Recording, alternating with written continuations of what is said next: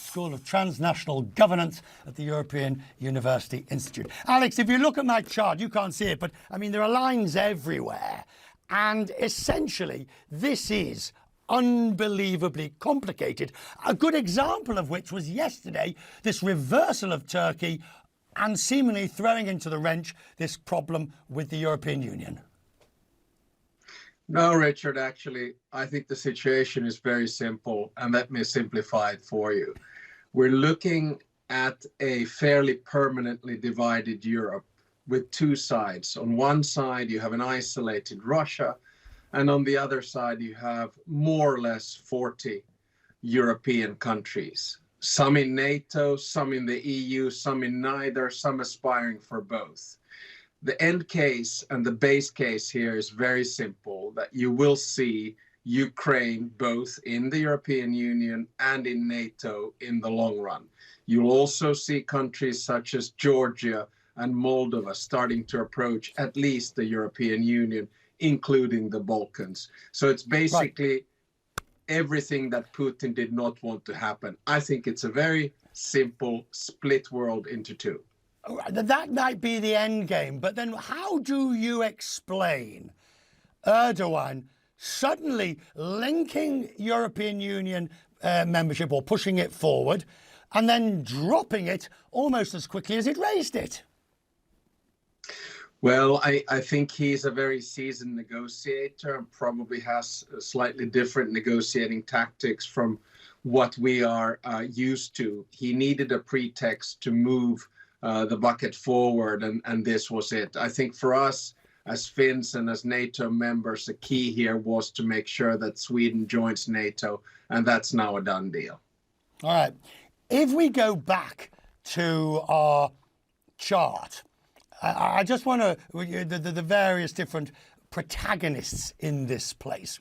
Who's holding the strongest cards here? Is it Ukraine? Is it Turkey? Is it the European Union? Who is actually, in a sense, driving the bus? Actually, the Americans, to be quite honest.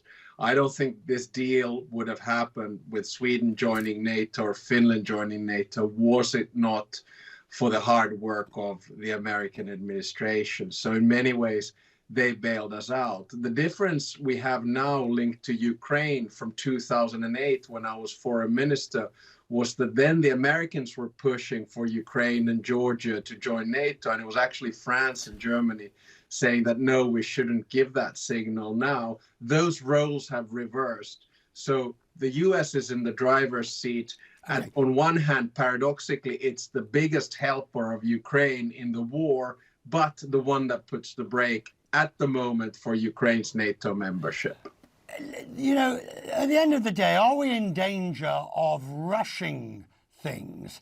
So Ukraine has a lot of work to do on human rights, on corruption, LGBT, you name it. The country is by no means a paragon of EU values at the moment, and yet, for the expediency if necessary, will be pushed forward. And you mentioned Georgia and these other countries. They are nowhere near ready to join or even become candidate countries in many ways. Yeah, I think, you know, with my experience in office, every day you had to make a choice between interests and values. And I think that's been brought to the front, especially now here in Europe with the attack of Russia on Ukraine. So enlargement to NATO and the European Union have become strategic, extremely important issues.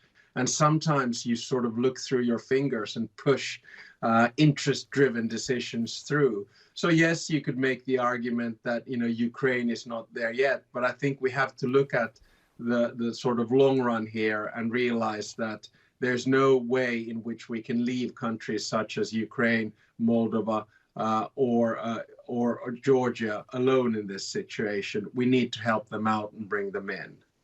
Alex, thank you. There's so many sub-questions to follow on from that subsequent, but they will have to wait for another day. Grateful to see you, sir. I hope you're having a good summer.